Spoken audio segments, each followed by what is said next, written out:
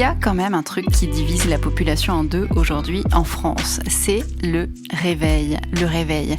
Il y a ceux qui le mettent et ceux qui ne le mettent pas. Force est d'admettre que c'est une différence majeure. En cette période de confinement, plus que jamais, il y a la France qui se lève tôt et la France qui ne se lève pas. D'ailleurs, il y a quelque chose de jubilatoire à ne plus être obligé de mettre le réveil, il faut bien le dire. C'est tellement bon de ne pas avoir l'impression qu'une force maléfique doit impérativement nous sortir du lit le matin alors qu'on dort encore, qu'on est crevé de la journée de la veille, qu'on s'est couché trop tard parce qu'on avait trop de choses à faire. C'est tellement bon de ne plus sentir cette violence matinale-là et juste de se lever un peu plus tard, d'être un peu plus à son rythme, d'écouter un peu plus son corps, de laisser le naturel s'imposer.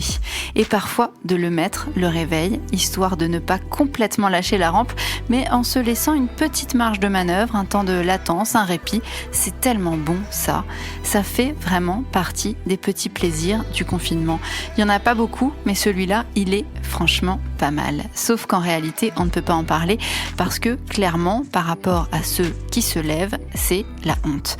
De ces moments de plus en plus nombreux où tu as l'impression qu'il faudrait que tu t'excuses de n'être qu'un petit merdeux confiné qui sert à rien, qui n'a rien à faire de particulier et qui ne peut même pas bosser.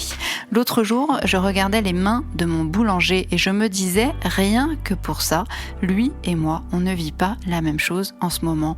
Lui, depuis 3 semaines et demie, il se lève tôt, il galère avec la paperasse, le chômage partiel de ses employés, le retour de sa femme à la caisse, les heures supplémentaires puisque justement il ne peut pas payer ses salariés, et son pain à faire et son pain à vendre.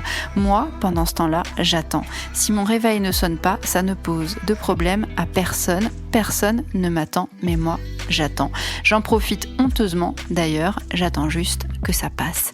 Clairement, donc, on ne vit pas la même chose non plus que ceux qui se lèvent à l'aube pour faire tourner les chaînes alimentaires en 3/8, ni la même chose que les caissières, le facteur, le mec du bureau de tabac, et évidemment, je ne vous parle pas des soignants et de tous les salariés des hôpitaux qui, eux, travaillent nuit et jour et qui doivent bien rigoler avec mes histoires de réveil.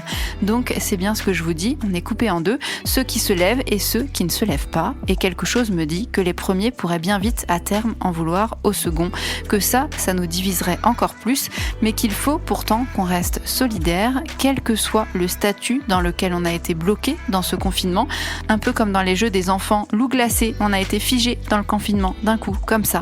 Solidaires, donc il faut rester, parce que la situation, dans le fond, on la subit tous et on la subira tous, plus ou moins fort, à court ou à long terme.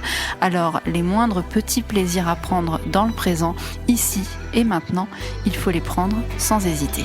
Sans hésiter.